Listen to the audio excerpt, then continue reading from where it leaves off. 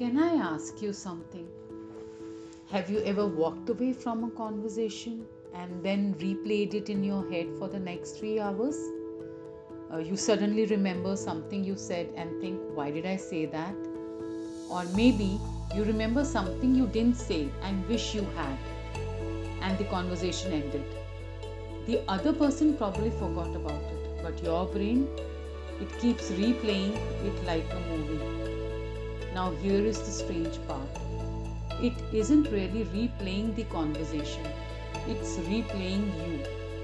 How you looked, how you sounded, whether you were good enough, whether you impressed them, whether they liked you.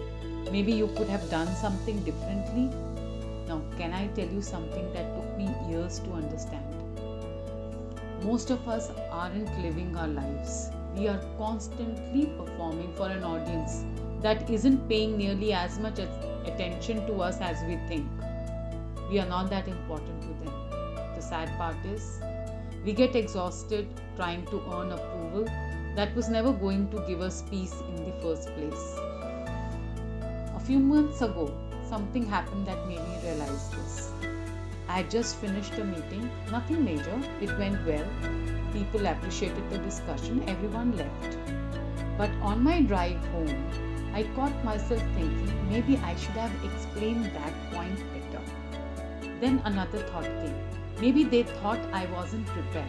Maybe I didn't speak well. Maybe I paused too long over there. Maybe I could have answered their query in a better way. And 5 minutes later, I was creating stories in my head that had absolutely no evidence behind them. Has that ever happened to you? Maybe after sending an email, maybe after posting on social media, or maybe after speaking in a meeting like what happened to me, or maybe after meeting someone for the first time. You become your own toughest critic. Not because anyone criticized you, because you assumed that they might do so. That day, I laughed at myself. Not because it was funny, because I suddenly realized something. I had been interviewing myself continuously without even realizing it. And I think millions of people do exactly the same thing every single day. Let me explain this in more detail. Imagine you wake up tomorrow morning and before leaving your house, there is an invisible interviewer who's following you. Every decision you make, they are watching. How you speak, how you dress, how successful you look, what is your body language, how well you carry yourself, how intelligent you sound, how mature you sound, how many people appreciate you, and how many mistakes are you making. And by the end of the day, they are going to decide one thing, and that is, were you good enough or are you good enough? Sounds exhausting, doesn't it? But here is the more shocking part. This interviewer doesn't exist, but many of us live as if they do. We constantly keep asking ourselves questions like, did I say the right thing? Did they respect me? Do I look successful enough? What if they think I'm not capable? And without realizing it, we have handed over our happiness to people who are not even thinking about us. They are too busy in their own lives. We have little space in their mind. So here is something psychologists have known for a long time. Our brains naturally pay more attention to possible rejection than possible acceptance. That means it is very natural for you to think negative than think of a positive. It made sense thousands of years ago. Being accepted by your group increased your chances of survival. Being rejected could have been dangerous. So your brain became incredibly good at scanning for signs that you might not belong. But the problem is that your brain doesn't always know the difference between real danger and imagined judgment, which is there in your mind. A colleague doesn't reply to your message. Your brain says, they are upset with me. Your boss looks serious and you think, I must have done something wrong. You pass somebody and he doesn't smile and you think, maybe they don't like me. Notice what happened? Actually, nothing happened. but your brain simply filled in the blanks. And here is the danger. The more often you tell yourself these stories, the more familiar they become. And eventually, they stop feeling like stories and they start feeling like facts. And once something feels like a fact, you begin living as if it's true. And that's why two people can walk into exactly the same room. One thinks, I hope they like me. But the other thinks, I wonder who will learn from today, who I will learn from today. Same room, same people. Completely different experience. Not because life changed, but because the conversation they were having with their minds changed. This is something I wish somebody had taught me much earlier in my life. Your life doesn't only move in the direction of your goals. It quietly moves in the direction of the conversations you have with yourself every single day, even though nobody else is listening to you, but your own mind is the witness. Not the loud conversations, the quiet ones, the ones nobody around you gets to hear, the ones that sound like I'm not ready, people like me don't do things like that. What if I fail? I'll start when I feel more confident. Now let me ask you something. Have you ever noticed that confidence never seems to arrive first? Think when you were learning to drive. Were you confident before your first lesson? Of course not. Confidence came after doing it. And the same is true for public speaking, starting a business, changing careers, making friends, having difficult conversations. Confidence isn't usually the ticket that gets you started. It's often the reward you receive for starting anyway. That completely changed the way I think about growth. I stopped waiting to feel ready. Instead, I started asking myself one simple question. Not can I do this, but what's the smallest step that I can take today? Because small steps do something remarkable. They give your brain new evidence, and your brain believes evidence far more than motivation. Now, here is something I would love you to try before tomorrow. Not an affirmation, not a visualization, just a small experiment. For the next 24 hours, pay attention only to one thing. Every time you catch yourself worrying about what someone else might think, pause for just 5 seconds and then ask yourself, do I actually know that's true, or am I filling in the blanks? That's it. Don't force a positive thought. Don't pretend everything is fine. Just separate facts from stories. You might be surprised how many stories your mind creates automatically without even blinking an eye. And in the next part, I want to show you why those stories become your identity without you even consciously choosing them. Because once you understand that, you stop trying to prove yourself and start becoming yourself. And before we continue to the next part, if you have ever caught yourself overthinking a conversation, doubting yourself, or worrying too much about what other people think, write no more proving in the comments so that I know that you are there with me and each word you've been able to understand and follow. So just write no more proving in the comments. I read those comments because they tell me what you are going through and they help shape future conversations on this channel. And if this feels less like a motivational video and more like a conversation you needed today, consider subscribing to Divine Gracia. Every week we will explore simple ideas that can genuinely change the way you think, feel and live. So yes, let's go to part 2. Thank you for being with me till this point. So the part 2 is the story you've been practicing. So before we go any further, I want to ask you something. Have you ever met someone after many years and within 5 minutes they are still telling the same story? Something like, I've always been unlucky. I've never been confident. Nothing ever works for me. It's almost as if time moved forward, but their story from childhood didn't. Now here is the uncomfortable question. Do you think you are also doing the same thing? Not out loud, but inside your own head? Because here is something I realized about myself for years. I wasn't living one life, I was living one story, and every day I found new evidence to prove that story was true. If I made one mistake, my story became, see, you are not good enough. If someone didn't reply to a message, see, people don't value you. If something went wrong, I would say, see, this is always what's happening to you. Notice the pattern? The event changed, but the story stayed exactly the same. That's when I understood something, that most people don't see life as it is. They see life through the story they've been repeating for years. And here I'm going to talk about the coffee cup experiment. So it's a small, simple example. Imagine you are carrying a cup of coffee. Someone accidentally bumps into you. Coffee spills everywhere. Why did the coffee spill? Most people would say because someone pushed me. But that's not actually true. The coffee spilled because coffee was already inside the cup. If tea had been inside, tea would have spilled. Life works in surprisingly similar way. Pressure doesn't create your identity, pressure reveals it.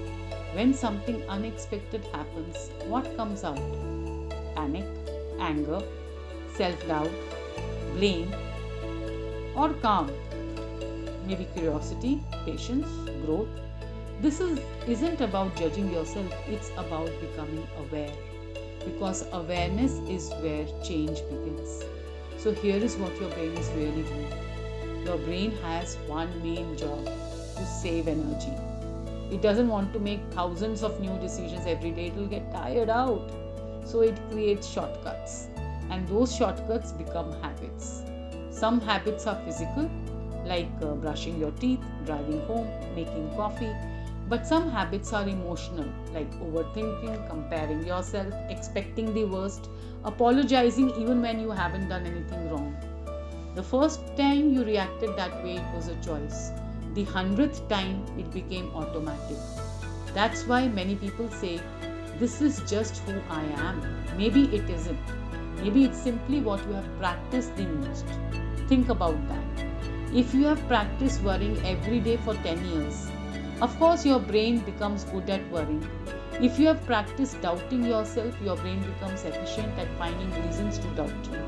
But the good news, anything that can be practiced can also be retrained. Not overnight, but one repetition at a time. So today's second experiment, I want you to try something tomorrow. Every time something doesn't go your way, don't ask, why does this always happen to me? Instead ask, what story am I telling myself right now? Not what happened, but what story did my brain create about what happened? For example, your friend cancels dinner. Story number 1. They don't care about me. Story number 2. They have had a difficult day. Same event, different story, different emotion, different behavior. One story makes you withdraw. The other allows you to stay connected. That's how powerful stories are. The biggest lie about confidence. Do you know that? Can I tell you what I used to believe? I thought confident people woke up feeling confident. Then I started meeting them. Business owners, doctors, athletes, people who looked incredibly confident from the outside. Do you know what surprised me? Almost all of them still felt nervous before important moments, just like you and me. Before a presentation, before an interview, before making a big decision. The difference wasn't that they felt no fear. The difference was they didn't let fear decide what they did next. That changed everything for me. Confidence is not the absence of self-doubt. It is choosing your next step. Even when self-doubt is sitting quietly in the passenger seat. You don't have to wait until fear disappears. You simply stop giving it the steering wheel. So let me share with you one small habit that changed me. Every evening, before I go to bed, I ask myself just one question. Did I make at least one decision today based on who I am becoming instead of who I used to be? Some days the answer is yes, but some days it's still no. But asking that question has changed the way I live, because growth is not measured only by results. Sometimes growth is simply choosing a different response than you would have chosen last year. Maybe you stayed calm instead of arguing. Maybe you finally said no. Maybe you stopped apologizing for something that was not your fault. Maybe you raised your hand in a meeting when the old version of you would have stayed silent. Those moments matter, not because they are dramatic, but because they are evidence, and your brain trusts evidence. Every time you act like the person you are becoming, you give your brain one more reason to believe this is who I am now. And slowly, without even noticing, your identity begins to change, not because someone finally approved of you, but because you stopped waiting for permission. Now, let me go to part 3 of this video, that is stop waiting for permission. Before we finish, I want to tell you about something I used to do almost every day. Maybe you have done it too and still doing it. I would have an idea. Something exciting. Maybe it was starting a project, having an important conversation, applying for an opportunity, speaking up in a meeting, and almost immediately another voice would appear. Wait a little longer. You are not ready. Learn a bit more. Think about it. At first, that sounded like wisdom, maturity. Later, I realized it was fear wearing the clothes of logic. Because not yet is one of the easiest lies to believe. Not because it's dramatic, because it sounds responsible, mature. Now don't misunderstand me. Preparation is important, learning is important, growth is important, but there is a difference between preparing and hiding inside preparation. Ask yourself honestly, how many things have you delayed? Not because you needed more knowledge, but because you wanted more certainty. Maybe you've been waiting until you feel confident. Maybe you've been waiting until you stop being afraid. Maybe you've been waiting for the perfect time. Here is what life has taught me. Perfect timing usually looks ordinary. I repeat, perfect timing usually looks ordinary. Most life-changing decisions don't arrive with music playing in the background. They happen on normal Tuesdays, during ordinary conversations, in quiet moments when you simply decide, I'm going to take one small step. So now I'm going to discuss something which I call it as the borrowed identity technique. It has helped me more than almost any affirmation I've ever heard.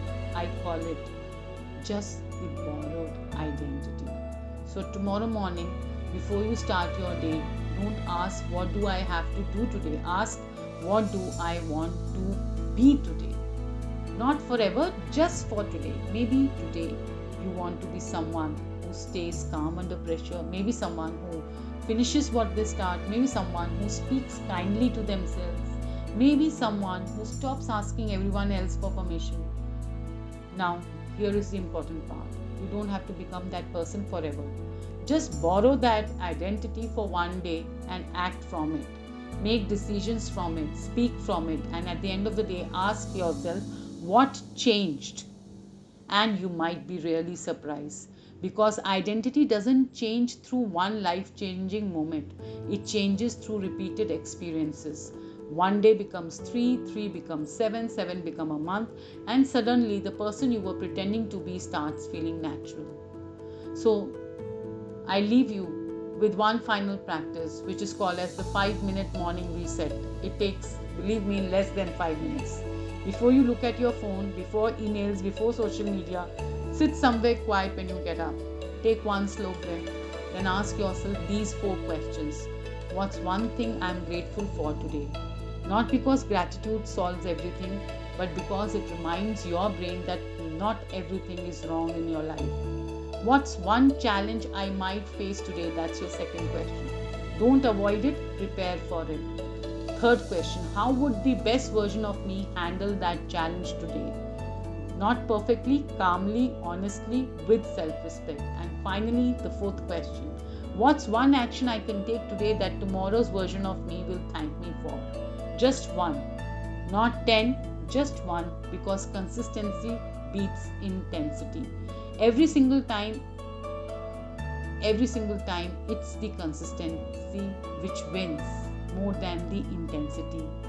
Now, I'm going to wind up with a story I will never forget. Sorry, this video went too long, but I think you enjoyed every bit the way I enjoyed sharing my knowledge with you.